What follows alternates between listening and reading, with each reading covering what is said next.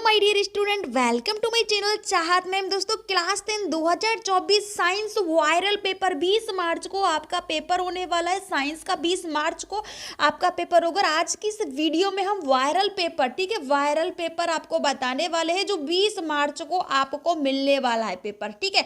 वही क्वेश्चंस आपको मिलने वाले, तो वीडियो में एंड तक आपको बने रहना है। तो डियर देखो, सबसे पहले हम आपको सारे क्वेश्चंस का सॉल्यूशन बताने वाले, ठीक है। तो सबसे पहले अपने दोस्तों के साथ वीडियो को कर दीजिए शेयर।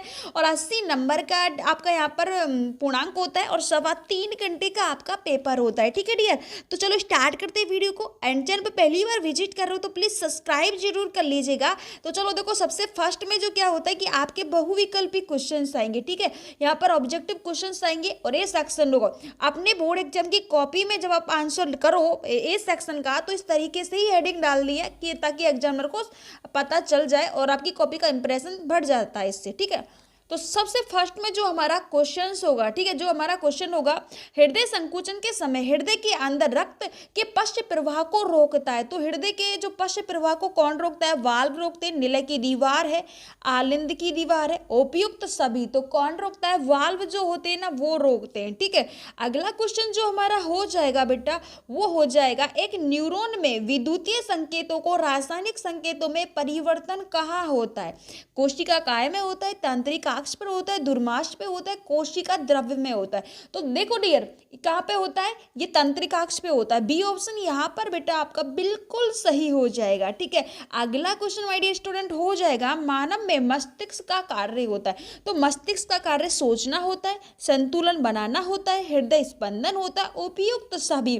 तो क्या होता है इसमें? उपयुक्त सभी आपका बिल्कुल सही आंसर बेटा यहाँ पर हो जाएगा, ठीक है। तो चलो नेक्स्ट क्वेश्चन हम देखते हैं कि capital R capital Y gene की बाह्य संरचना का लक्षण होगा, ठीक है। तो गोल हरा होगा, चूड़ीदार पीला होगा, गोल पीला होगा या चूड़ीदार हरा होगा। तो इसमें क्या आपका आंसर हो जाएगा? गोल पीला, यानी कि सी ऑप्शन जो हो जाएगा बिल्कुल सही आंसर यहाँ पर आपका हो जाएगा, ठीक है। तो देखो डियर, अगला जो हमारा क्वेश्चन हो जाएगा, आपतन कोण आई का मान होता है, ये आपको बताना। यहाँ पर आपतन कोण आई का मान आपसे पूछा गया, परावर्तन कोण से ज्यादा होता है, ठीक है। नेक्स्ट ऑप्शन परावर्तन कोण के बराबर होता है और नेक्स्ट ऑप्शन है हमारा परावर्तन कोण से कम होता है, उपयुक्त सभी। तो देखो, जो आपतन कोण आई होता है इसका जो मान होता है ना, ये परावर्तन कोण के समान होता है, ठीक है। अगर अभी तक अपने चैनल को सब्सक्राइब नहीं किया तो यार सब्सक्राइब जरूर कर लीजिएगा, ठीक है। नेक्स्ट क्वेश्चन देखते हैं। तो देखो यार, हमारा अगला क्वेश्चन जो हो जाएगा, बाह्य आघातों से आँख की पुतली की सुरक्षा करता है। तो बाह्य आघातों से आँख की पुतली की सुरक्षा कौन करता है? कॉर्निया करता है, परितारिका करता है, रक्त पटल करता है, संवेद पटल करता है। तो कौन करता है भाई? संवेद पटल आपका बिल्कुल करेक्ट आंसर यहाँ पे हो जाएगा, ठीक है। नेक्स्ट क्वेश्चन हम देखते हैं, वो हमारा रहने वाला है। तो देखो डियर, अगर आपने शेयर नहीं किया है वीडियो को अपने दोस्तों के साथ तो शेयर जरूर कर दीजिएगा। सारे क्वेश्चन से इंपॉर्टेंट रहने वाले, और अपनी नोटबुक लेकर और कॉपी पेन लेके बैठना साथ में जब वीडियो देख रहे हो, तो क्योंकि जो इंपॉर्टेंट क्वेश्चन है उसको बेटा नोट करते चलना है, ठीक है। अगला क्वेश्चन हो जाएगा, किसी विद्युत परिपथ में एक कूलाम आवेश में प्रभावित करने वाले 1 जूल कार्य करना पड़ता है, तब दो बिंदुओं के बीच में व्यवांतर यहाँ पर आपसे पूछा जाता है। 1 वोल्ट होगा, 2 वोल्ट होगा, 3 वोल्ट होगा, 4 वोल्ट होगा। तो कितना हो जाता है? 1 वोल्ट, यानी कि ए ऑप्शन आपका बिल्कुल सही यहाँ पर हो जाएगा। नेक्स्ट क्वेश्चन जो हमारा होगा, एक चालक तार का प्रतिरोध निम्न में से किस पर निर्भर नहीं करता, ठीक है। एक क्वेश्चन, ये क्वेश्चन आपको बहुत अच्छी तरीके से करने की, जिसमें होता है कि निर्भर नहीं करता। बहुत सारे ऑप्शन ऐसे भी आएंगे जिसमें निर्भर करता है, ठीक है। तो क्वेश्चन को बहुत अच्छी तरीके से आपको पढ़ना, ठीक है।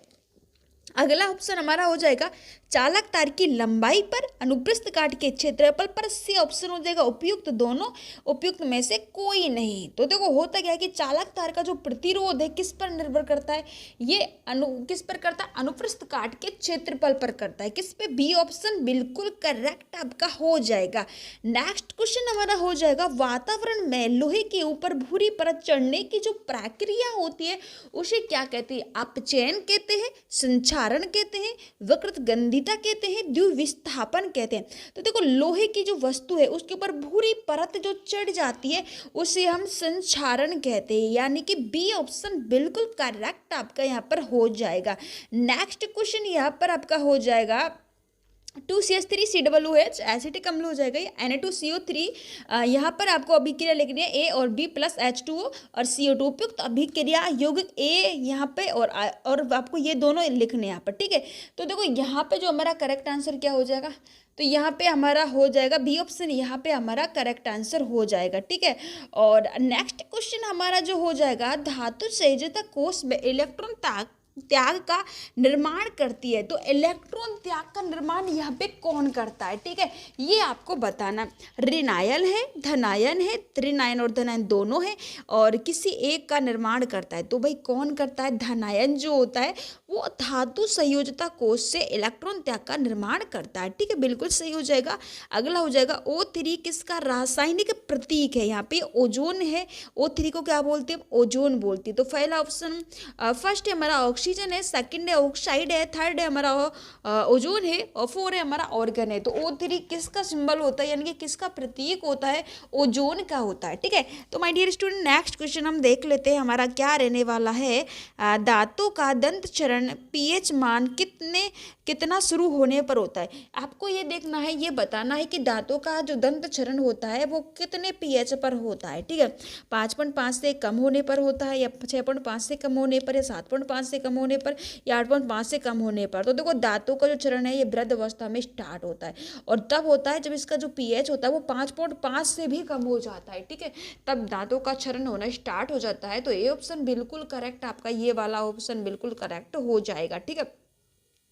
नेक्स्ट क्वेश्चन हम देख लेते हैं, पुष्प में नरजनांक भाग का नाम क्या होता है, ठीक है, ये आपको बताना है। अंडाशय है, वर्तिकाग्र है, पुंकेश्वर है, बाह्य दल होता है। तो देखो नरजनांक का पूछा गया है, ठीक है, तो यहाँ पर देखो क्या होता है, ये किसका होता है, अंडाशय तो किसका होता है, मादा का होता है, वर्तिकाग्र दोनों में ही होता है, बाह्य दल भी दोनों में ही होता है।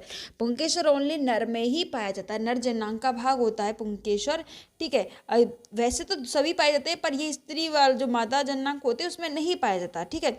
अगला हो जाएगा क्वेश्चन आपका यहाँ पर विद्युत चुम्बक बनाया जाता है। तो विद्युत चुम्बक है बनाया कैसे जाता है, कठोर लोहे का, नरम लोहे या किसी भी प्रकार के लोहे से बनाया जाता है या फिर नरम और कठोर दोनों प्रकार के लोहे से बनाया जा सकता है। तो ये चीज़ आपको बतानी है कि जो विद्युत चुम्बक बनाया जाता है वो नरम लोहे से बनाया जाता है, किससे, नरम लोहे से विद्युत चुम्बक बनाया जाता है, ठीक है। टोटल आपके कितने क्वेश्चंस हो गए, टोटल आपके 15 क्वेश्चन हो गए, 15 क्वेश्चंस आपके हो चुके, 15 क्वेश्चन आए हैं यहाँ पे आपके।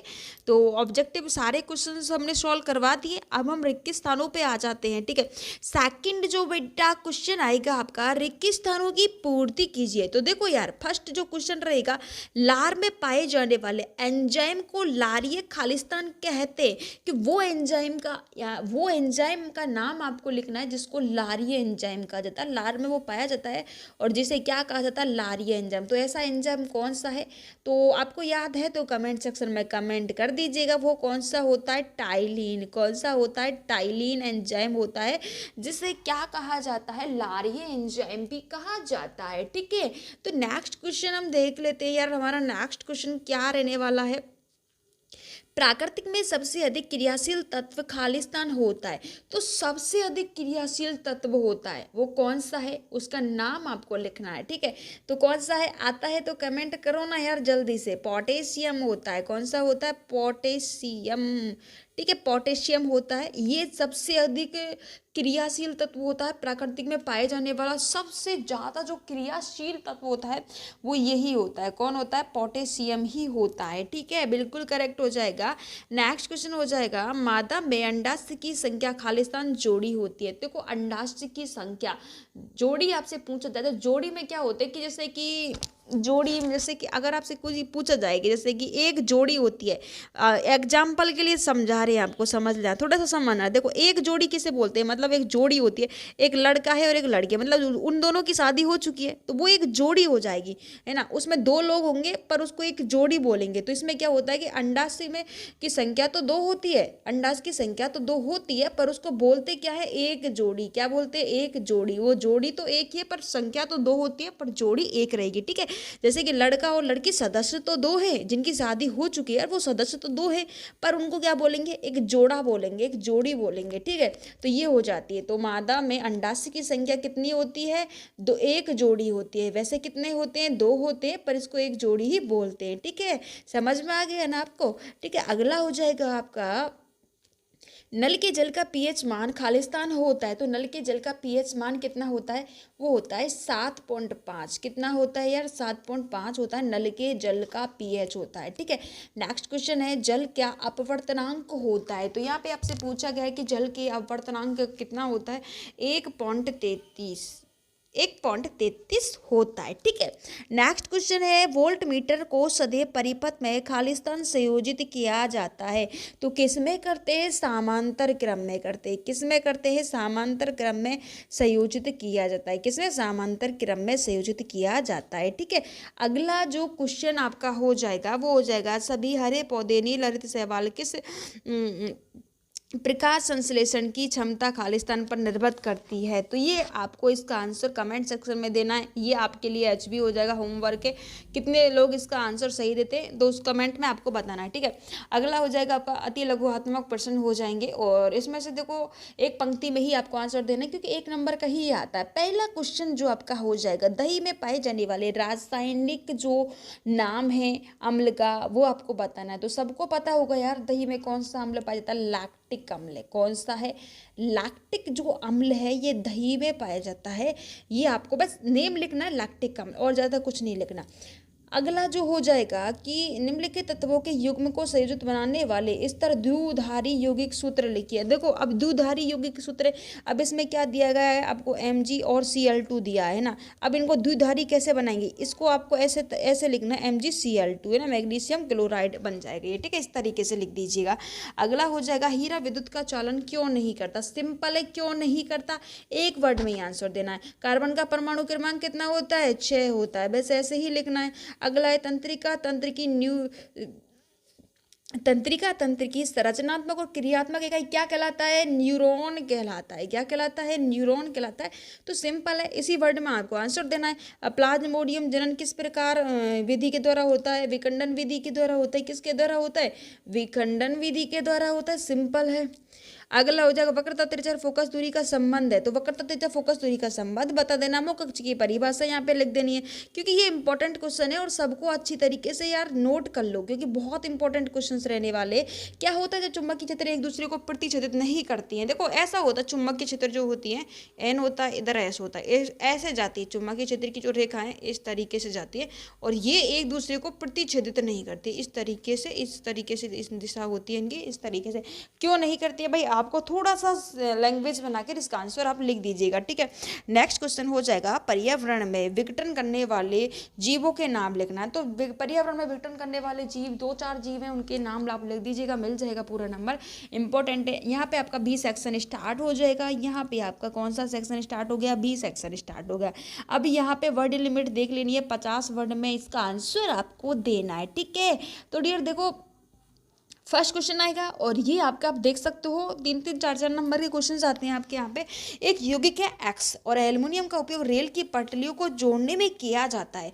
तो एक्स यौगिक को पहचानना है आपको और अभिक्रिया का नाम लिखना है और अभिक्रिया लिखनी है।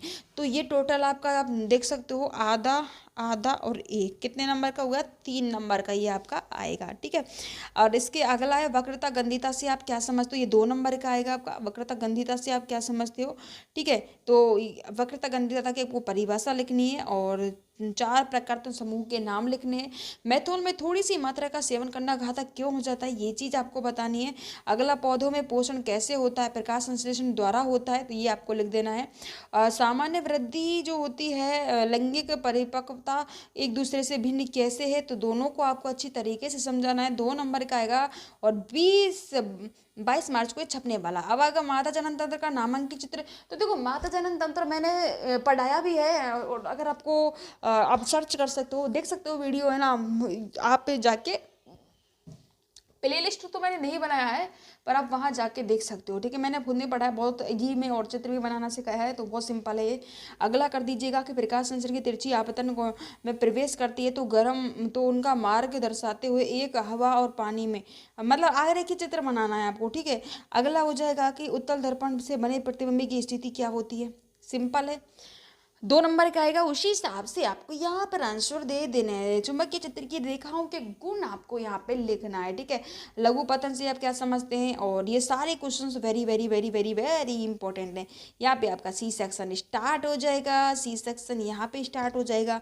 इन दोनों की आपको क्या लिखना है, दोनों को समझाना है। 3 नंबर का ये आएगा। सारे ऊपर के क्वेश्चन 2 नंबर के हैं सारे, अब 3 नंबर के स्टार्ट हो चुके हैं। और यहाँ पे देखो, संयोजन अभिक्रिया विस्थापन जो फर्स्ट चैप्टर है ना आपका, उसमें से एक लॉन्ग क्वेश्चन जरूर आएगा। सारी अभिक्रियाओं को अच्छी तरीके से कर लीजिएगा, क्योंकि इसमें से एक क्वेश्चन तो लॉन्ग आता ही है आपका, ठीक है। अगला हो जाएगा पादप हार्मोन से क्या समझते हैं, और 2 पादप हार्मोन का नाम और उनके कार्य आपको लिखने हैं, ठीक है। अगला, इसमें अगर मस्तिष्क के विभिन्न भागों के नाम और कार्य लिखने हैं, तो वेरी इंपॉर्टेंट क्वेश्चन है। मेंडल के 2 संकरण नियम को आपको यहाँ पर समझाना है, और ये भी इंपॉर्टेंट है, 3 नंबर का आएगा। या फिर आपको पृथक्करण प्रभाविता का, दोनों में से एक चीज आपको करनी है। अथवा में मिलेगा स्वच्छ आकाश में नीला क्यों दिखाई देता है, वेरी इंपॉर्टेंट है। और हवा के बाद आकाश में इंद्रधनुष क्यों दिखाई देता है, ये भी इंपॉर्टेंट क्वेश्चन है, ठीक है। अब देखो, इसके अथवा में भी आएगा कि टिंडल प्रभाव किसे कहते हैं, तारे टिमटिमाते क्यों प्रतीत होते हैं। ये बहुत सिंपल सा यार, और अच्छा भी क्वेश्चन है ये। यहाँ पे आपका डी सेक्शन स्टार्ट हो जाएगा, ठीक है। अब अम्ल किसे कहते हैं, अम्ल है H+ आयन का त्याग करते हैं, और इनमें धातु के साथ अभिक्रिया को समझाना। 4 नंबर का क्वेश्चन आएगा, बहुत अच्छी तरीके से समझाना है। ये नहीं आता तो फिर आपको धात्विक ऑक्साइड की प्रकृति कैसी होती है, व्यंजक चूर्ण का रासायनिक सूत्र लिखते हुए 3 उपयोग यहाँ पे आपको लिख देना है, यानी कि 4 नंबर का तो यार ये आ ही जाएगा, ठीक है। अगला है अमीबा पोषण विधि का संचित्र को समझाइए, तो ये इंपॉर्टेंट है। और आमास में कौन सा अम्ल निकलता है, या फिर आमास के 2 कार्य लिखिए, तो ये सारा सब कुछ इंपॉर्टेंट है, ठीक है। ये दोनों चारों क्वेश्चन इंपॉर्टेंट है, नोट कर लो इनको। और अगला हो जाएगा विद्युत परिपथ किसे कहते हैं, या फिर विद्युत परिपथ में के तंतु में 0.5 विद्युत धारा 10 मिनट के समय का प्रभावित होने जाती है, और विद्युत परिपथ में प्रभावित विद्युत आवेश का परिणाम। ये 4 नंबर का है, इसको नोट कर लो। अथवा में आपका ये क्वेश्चन रहने वाले। तो टोटली आपका पेपर हमने बता दिया है, तो भाई अच्छे से तैयारी करो। 20 मार्च को आपका पेपर होने वाला है। कैसा लगा वीडियो, कमेंट सेक्शन में कमेंट कर जरूर बता देना। आज की वीडियो में इतना ही, अब मिलेंगे नेक्स्ट वीडियो में। तब तक के लिए दोस्तों bye bye, take care, love you.